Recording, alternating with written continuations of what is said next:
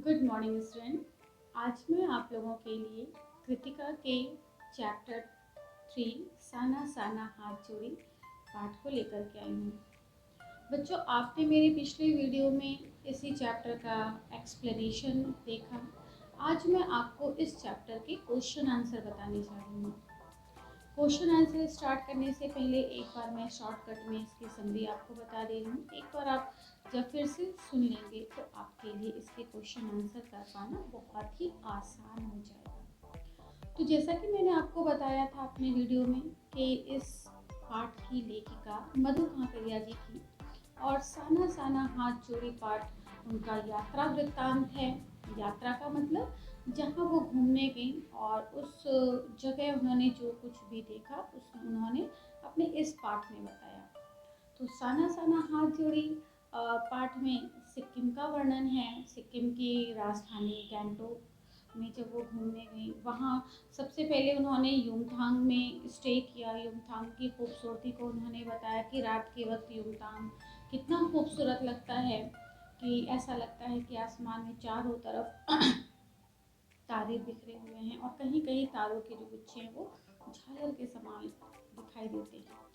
उन्होंने गैंगटोक को मेहनतकश बादशाहों का शहर कहा क्योंकि यहाँ के लोग काफ़ी मेहनती होते हैं, चाहे यहाँ के स्त्री हो, पुरुष हो या फिर बच्चे हों। स्त्रियों के बारे में मैंने आपको बताया कि उनकी ममता और उनका श्रम दोनों साथ चलता था। ममता कैसे? वो अपने पीठ पे एक बड़ी सी टोकरी, जिसको डोको कहते हैं, उसको बांध करके उसमें अपने बच्चों को रख करके पर्वतों पर, पहाड़ों पर पत्थर को तोड़ती थी ताकि उन पहाड़ों से रास्ते बनाए जा सकें।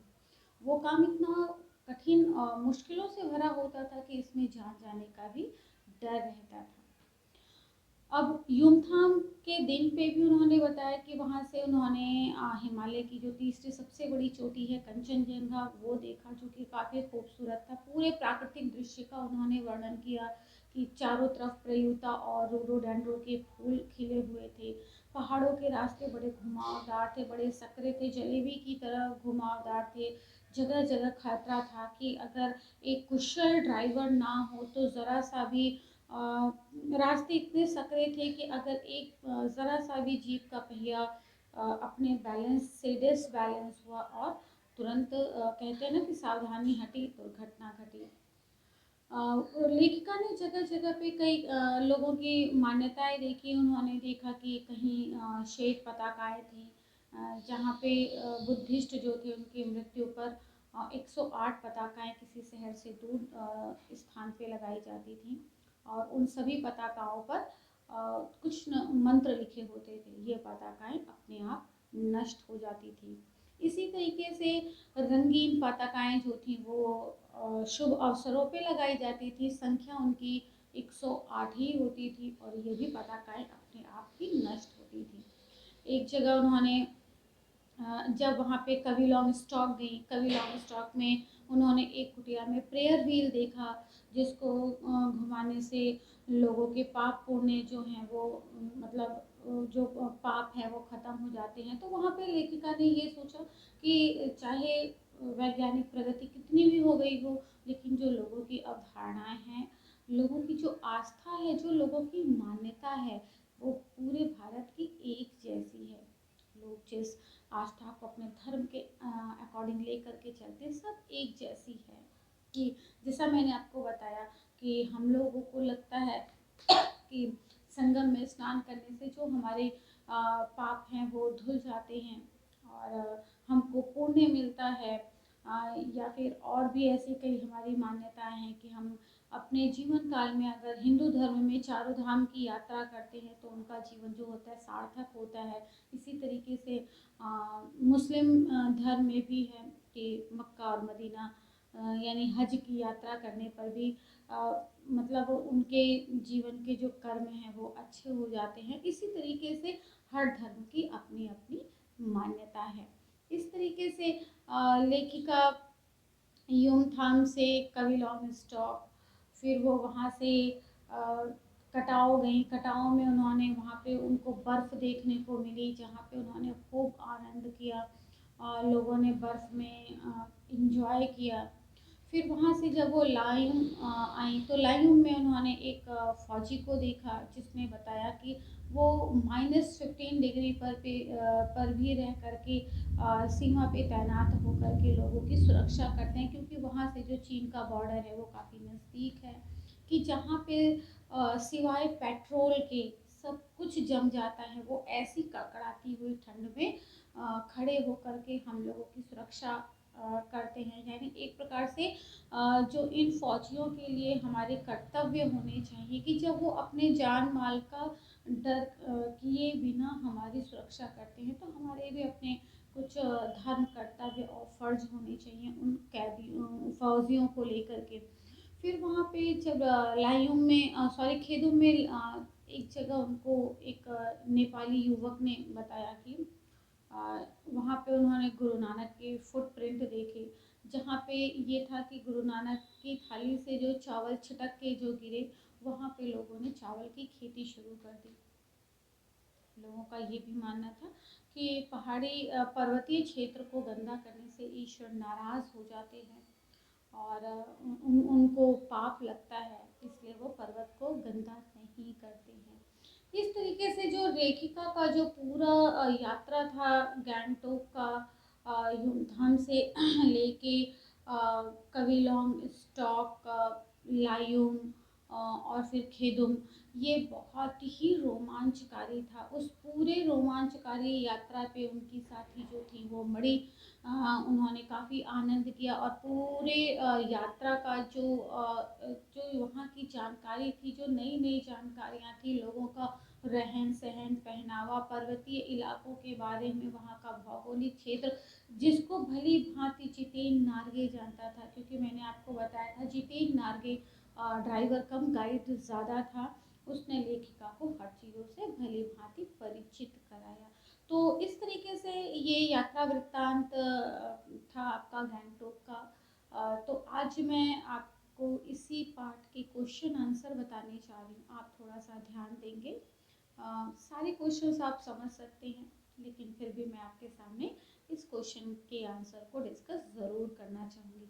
तो चलिए, हमारा पहला क्वेश्चन है कि झिलमिलाते सितारों की रोशनी में नहाया गंतोक लेखिका को किस तरीके से सम्मोहित कर रहा था। सम्मोहित का मतलब अपनी तरफ खींच रहा था। यहाँ पे झिलमिलाते सितारों की रोशनी में, मैंने आपको स्टार्टिंग में ही बताया था कि लेखिका ने का जो नाइट स्टे था, रात्रि पड़ाव था, जहाँ पे वो रात में रुकी हुई थी, वो जगह आपकी युमथांग थी, मतलब वो गैंगटोक में ही था। तो वहाँ पे वो जो रात का समय था, वो लेखिका को किस तरीके से सम्मोहित कर रहा था। तो मैं आपको बताना चाहूँगी कि चूँकि गैंगटोक जो है वो एक पर्वतीय स्थान है, पर्वतीय स्थल है, और जब जहाँ पहाड़ी इलाका होता है तो वो वाकई में बहुत खूबसूरत होता है। तो वहाँ पे रात के समय लेखिका ने जब आसमान में देखा, तो उन्हें देख करके ऐसे लगा कि जैसे आसमान जो था वो पलट गया है और चारों तरफ सितारे तारे बिखरे हुए हैं। कहीं तारों के गुच्छे हैं, तारे एक जगह जहाँ इकट्ठे हैं, तो उन्हें देख करके वो झालर की तरह वो प्रतीत हो रहे थे, जैसे पूरे आसमान में तारों की झालर बन गए हों। तो ये सारी जो खूबसूरती थी, वो लेखिका को बहुत सम्मोहित कर रही थी। ये जो इस तरीके से जो रात्रि का गैंगटोक का जो रात्रि था, वो बहुत ही सम्मोहित कर रहा था, जो आसमान में तारे छिटके हुए थे। मेरा नेक्स्ट क्वेश्चन है, गंतोक को मेहनत कश बादशाहों का शहर क्यों कहा जाता है। मैंने आपको बताया कि गैंगटोक के लोग काफ़ी मेहनती होते हैं। स्त्री पुरुष बच्चे, हम किसी की भी बात करें, सब मेहनत से अपने जीवन यापन को करते हैं। सबसे पहले मैंने आपको वहाँ की स्त्रियों के बारे में बताया कि ये स्त्रियाँ, औरतें इतनी मेहनती होती थी कि ये अपने छोटे बच्चों को अपने साथ लेकर के श्रम करती थी। अपने पीठ पे एक बड़ी सी टोकरी बांध लेती थी, जिसको डोको कहते हैं, उसमें अपने बच्चों को वो बैठा करके पत्थर तोड़ती थी, पर्वतों पर रास्ते बनाती थी, ताकि लोगों को आने जाने में असुविधा ना हो। और कभी कभी ये काम करने में जान माल का भी डर होता था कि सावधानी हटी, दुर्घटना घटी और जरा सा लापरवाही हुई और सीधे पाताल लोक के दर्शन। तो वो इस तरीके से श्रम करती थी कि आप सोच सकते हैं कि जहाँ वो अकेली नहीं होती थी, उनके साथ उनके छोटे बच्चे भी होते थे। दूसरी जगह मैंने आपको उन बच्चों के बारे में भी बताया कि पर्वतीय क्षेत्रों में स्कूलों की सुविधा नहीं थी। बच्चों को 3 से 3.5 किलोमीटर पैदल चल करके पर्वतीय तराई क्षेत्र में स्कूल जाना पड़ता था। बच्चों का ये रोज का काम था। वो 3 से 3.5 किलोमीटर पैदल चल के जाते थे, पैदल चल करके आते थे। और इतना ही नहीं, स्कूल से पढ़ने के बाद वो घर में आकर अपने माँओं के कामों में हाथ बटाते थे। उनके साथ जंगल में जा कर के लकड़ियाँ काट करके गट्ठर बना करके लाते थे, पानी भरते थे, मवेशियों को चराते थे। मवेशी यानी जानवरों को चलाते थे। पुरुष भी उतने ही मेहनती होते थे। तो इसलिए गैंगटोक शहर को मेहनतकश बादशाहों का शहर कहा जाता है। मेरा नेक्स्ट क्वेश्चन है, कभी श्वेत तो कभी रंगीन पताकाओं को फहराना किन अलग अलग अवसरों की ओर संकेत करता है? मैंने आप लोगों को बताया था कि श्वेत पताका और रंगीन पताका अलग अलग अवसरों पे फहराए जाते थे। श्वेत पताका किसी बुद्धिस्ट की मृत्यु हो जाने पर संकेत करता है और रंगीन पताकाएं शुभ अवसरों की तरफ संकेत करता है। श्वेत पताकाएं जब किसी बुद्धिस्ट यानी कि बौद्ध धर्म को मानने वाले की जब मृत्यु होती थी, तो उसकी आत्मा की शांति के लिए शहर से दूर किसी खाली स्थान पर सफेद रंग के झंडे यानी कि श्वेत पताकाएं जिन पर मंत्र लिखे होते थे वो फहराए जाते थे। इनकी संख्या 108 होती थी और इन पताकाओं को उतारा नहीं जाता था, ये अपने आप नष्ट हो जाती थी। श्वेत पताकाओं के पीछे आप समझ सकते हैं कि ये शांति और अहिंसा का प्रतीक माना जाता है, तो इसलिए बुद्धिस्ट की मृत्यु पे श्वेत पताकाएं फहराई जाती थी। और रंगीन पताकाएं जब कोई शुभ अवसर होता था, किसी की जन्मदिन का अवसर हो या शादी विवाह का अवसर हो, मीन्स की शुभ अवसरों पर यही जो पताकाएं होती थी वो रंगीन होती थी। संख्या उनकी 108 होती थी और वो सारी पताकाएं शहर के दूर किसी निर्जन स्थान पे लगाए जाते थे। लेकिन एक बात का आप ध्यान रखेंगे, ये पताकाएं सिर्फ और सिर्फ बौद्ध धर्म के मानने वालों के लिए ही लगाई जाती थी। जो बौद्ध को नहीं मानते थे उनके लिए ये नहीं लगाई जाती थी। तो आप ये समझ गए कि ये जो ये पताकाएं होती थी वो बौद्ध धर्म के अनुयायी यानी कि जो फॉलोअर्स होते थे उनके द्वारा ही ये फहराई जाती थी। मेरा नेक्स्ट क्वेश्चन है, जितेन नार्गे ने लेखिका को सिक्किम की प्रकृति, वहाँ की भौगोलिक स्थिति और जनजीवन के बारे में क्या महत्वपूर्ण जानकारी दी? देखिए, इसमें 3 बातें पूछी गई हैं कि वहाँ की प्रकृति, भौगोलिक स्थिति और जनजीवन, 3 चीज़ों के बारे में आपको बताना है।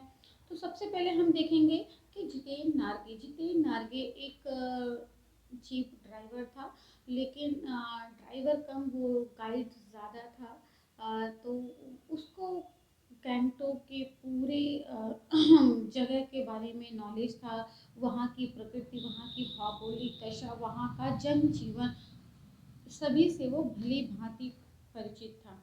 गैंगटोक का एक पर्वतीय स्थल था और वहाँ का जो क्लाइमेट वेदर था वो बहुत ही खूबसूरत था। क्योंकि वहाँ से हिमालय पर्वत बहुत नज़दीक था, उसकी दूरी ज़्यादा नहीं थी, तो पर्वतीय क्षेत्र होने के कारण पूरे जगह वो जो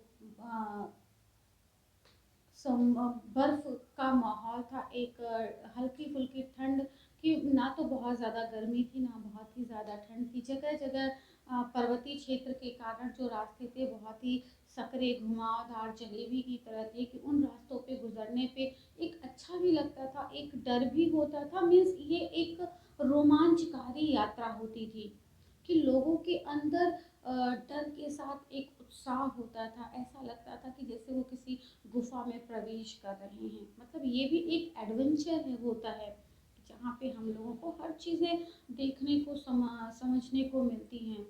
तो वहाँ पे हिमालय पर्वत काफ़ी विशालकाय था। लेखिका ने वहाँ पे मतलब जितेन नार्गे ने लेखिका को वहाँ से, आपने देखा कि युमथांग में कंचनजंगा की जो हिमालय की सबसे बड़ी तीसरी चोटी है उसके दर्शन कराए, वो देखा लेखिका ने, जो देख करके वो काफ़ी उत्साहित हुई।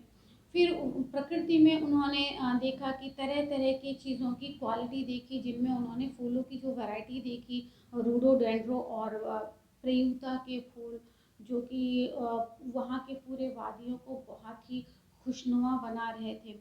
ये सारी चीज़ें जो थी जितेन नार्वे ने लेखिका को इन सब चीज़ों से परिचित कराया। जनजीवन में वहाँ के लोगों के रहन सहन के बारे में बताया कि लोगों का जीवन कितना मेहनत से भरा होता था। अपने जीवन यापन के लिए वो बहुत ही मेहनत और संघर्ष करते थे, दिन रात वो काम करते थे, लेकिन उस काम में भी उनका एक आनंद था। तो इन सब की जानकारी जितेन नार्गे ने लेखिका को दी। ये सारी जो महत्वपूर्ण जानकारियाँ थी, ये सारी जानकारियों से अवगत जितेन नार्गे ने लेखिका को करवाया। नेक्स्ट क्वेश्चन है, लॉन्ग स्टॉक में घूमते हुए चक्र को देखकर लेखिका को पूरे भारत की आत्मा एक सी क्यों दिखाई दी? देखिए, मैंने आपको ये बात बताई थी कि भले ही वैज्ञानिक प्रगति हो चुकी हो, आज हम हर चीज़ों में बहुत ज़्यादा मॉडर्न हो गए हों, हमारे पास सारी सुविधाएं हो चुकी हों, यानी कहने का सेंस ये है कि वैज्ञानिक प्रगति कितनी भी आगे बढ़ गई हो, लेकिन पूरे भारत की जो आत्मा है वो एक जैसी है। लोगों का जो रहन सहन है, धर्म को लेकर के जो लोगों की आस्था है, विश्वास है, अवधारणा है, वो सब एक जैसी हो, चाहे वो कोई भी धर्म का हो। जैसे मैंने आपको बताया कि जैसे माघ मेला यहाँ लगता है, तो आप देखते हैं कि दूर दूर से लोग आते हैं, गंगा में डुबकी लगाते हैं, संगम स्नान करते हैं। ऐसा नहीं है कि संगम स्नान करने से लोगों के पाप धुल जाते हैं कि हमने इतने पाप किए, एक डुबकी लगाई और सारे पाप धुल गए। यहाँ पे हमारी आस्था दिखाई देती है, हमारा विश्वास दिखाई देता है कि हम अपने धर्म को लेके कितने सेंसिटिव हैं। ये बात हिंदू धर्म की नहीं है, ये सब धर्मों में ये चीज़ दिखाई देती है। हर धर्म के लोग अपने धर्म के प्रति उनका जो उनकी जो आस्था है, उनका जो अंधविश्वास है, अंधविश्वास का मतलब ये एक प्रकार से अंधविश्वास ही माना जाता है कि हमने गलतियाँ की, हमने भगवान के आगे, ईश्वर के आगे, अल्लाह के आगे हाथ जोड़े और हमको एक सुकून मिलता है कि शायद हमारे पापों को माफ़ कर दिया जाए। तो इस सब चीज़ों को देखते हुए उनको बहुत ही मतलब लेखिका ने ये महसूस किया कि बात सिर्फ गैंगटोक की नहीं है, कि वहाँ पे जो प्रेयर व्हील को लेकर के मान्यता थी कि उस व्हील को घुमाने से जो लोगों के पाप होते हैं वो धुल जाते हैं। उस चीज़ को देख करके उनके मन में ये बात आई कि ये पूरे भारत की बात है, कि पूरे भारत की आत्मा जो है वो एक समान है। सब लोगों की जो आस्था है, विश्वास है, धर्म को लेके जो लोगों की अवधारणा है वो एक जैसी है। कहीं ना कहीं ये सब एक ही हैं। मैं अपने नेक्स्ट क्वेश्चन को पढ़ती हूँ कि जितेन नार्गे की गाइड की भूमिका के बारे में विचार करते हुए लेखिका लिखिए कि एक कुशल गाइड में क्या क्या गुण होते हैं। देखिए, इस क्वेश्चन में एक कुशल गाइड के बारे में पूछा गया है। कुशल गाइड का मतलब जिसको सारी जानकारियाँ हों। तो जितेन नार्गे जो था वो ड्राइवर कम गाइड ज़्यादा होता है। तो यहाँ पे ये है कि जितेन नार्गे की जो गाइड की बात हो रही है, उसकी गाइड की भूमिका के बारे में। तो गाइड के अंदर निम्नलिखित गुण होते हैं। सबसे पहला जो गुण होता है कि गाइड मृदुभाषी होता है, वाचाल होता है। मृदुभाषी यानी मीठा बोलने वाला, क्योंकि उसको हर तरह के लोग मिलते हैं जो टूरिस्ट होते हैं, घूमने वाले सैलानी होते हैं। किसी का नेचर बहुत सॉफ्ट है, किसी का नेचर बहुत रफ है। तो वो हर तरह के डिफरेंट टाइप्स के लोगों को डील करते हैं, लेकिन उनका सबके साथ एक टोन होता है कि वो बहुत सॉफ्ट स्पोकन होते हैं, मृदुभाषी होते हैं, वाचाल होते हैं। वाचाल का मतलब बोलने में निपुण होते हैं कि कब कौन क्या पूछ रहा है, जिसको वो आसानी से जवाब दे सकते हैं। दूसरा चीज़, एक कुशल गाइड के अंदर जहाँ वो रहता है वहाँ के बारे में उसको पूरी जानकारी होनी चाहिए। मतलब कि अगर उसे जानकारी नहीं है तो वो गाइड नहीं हो सकता है। गाइड का मतलब हमारा अ, मार्गदर्शन करना, हमें हर चीज़ की जानकारी देना। तो उसको वहाँ की हर बातों की जानकारी होनी चाहिए, हर परिस्थितियों के बारे में वो जानकार होना चाहिए। फिर वहाँ की जो लोक प्रचलित जो कहते हैं कि बातें होती हैं, किंवदंतियाँ होती हैं, उनको भी वो अपने दिमाग में रख सके, उनके बारे में भी उसकी जानकारी होनी चाहिए। जिस तरीके से जितेंद्र नार्गे हर चीज़ बखूबी बड़ी कुशलता के साथ लेखिका को और उनके साथ जो सैलानी थे सबको वो बता रहा था। दूसरी चीज़ कि गाइड को बहुत साहसी होना चाहिए, ताकि जब ऐसी परिस्थिति आए कि उसको विषम परिस्थिति का सामना करना पड़े तो वो उसका बहुत ही अच्छे से सामना कर सके। दूसरा चीज़ कि जितेंद्र नार्गे के अंदर जो एक खूबी थी कि वो एक कुशल ड्राइवर भी था। कुशल ड्राइवर होने का मतलब जिस तरीके से वो पहाड़ी रास्ते सकरे थे, उन रास्तों पे गाड़ी चलाना बहुत ही मुश्किल, बहुत ही डेंजर से भरा हुआ था। लेकिन वो बहुत कुशल ड्राइवर था कि सकरे रास्तों पे भी उसने बहुत अच्छे से ड्राइविंग की, अपनी जीप को चलाया। तो ये जो सारी चीज़ें हैं कि मृदुभाषी होना, वाचाल होना, वहाँ के जीवन के बारे में उसे ज्ञात होना, लोगों का रहन सहन, प्रकृति, भौगोलिक दशा, साहसी, ये सारी चीज़ें एक कुशल गाइड में होना बहुत ज़रूरी है। तो बच्चों, मैंने आपको इस पार्ट के कुछ क्वेश्चंस के आंसर बता दिए। अभी इसमें और भी ज़्यादा क्वेश्चंस हैं, वो सारे क्वेश्चंस लेकर के मैं अपने अगले वीडियो में आऊँगी। इस वीडियो में आपको मैंने जो क्वेश्चंस बताए उनके आंसर्स को एक्सप्लेन किया, आप उनको बहुत अच्छे से समझ लीजिएगा और उन्हें अपनी कॉपी में नोट भी कर लीजिएगा। आप वैसे भी काफ़ी समझदार हैं। तो चलिए मेरे अगले वीडियो में इस चैप्टर के नेक्स्ट पार्ट को देखिएगा। बाकी के जो क्वेश्चन हैं, जो बचे हुए क्वेश्चन हैं, उसको मेरे आप दूसरे वीडियो में देखिएगा। तब तक के लिए हम एक दूसरे को अलविदा कहते हैं। धन्यवाद, थैंक यू।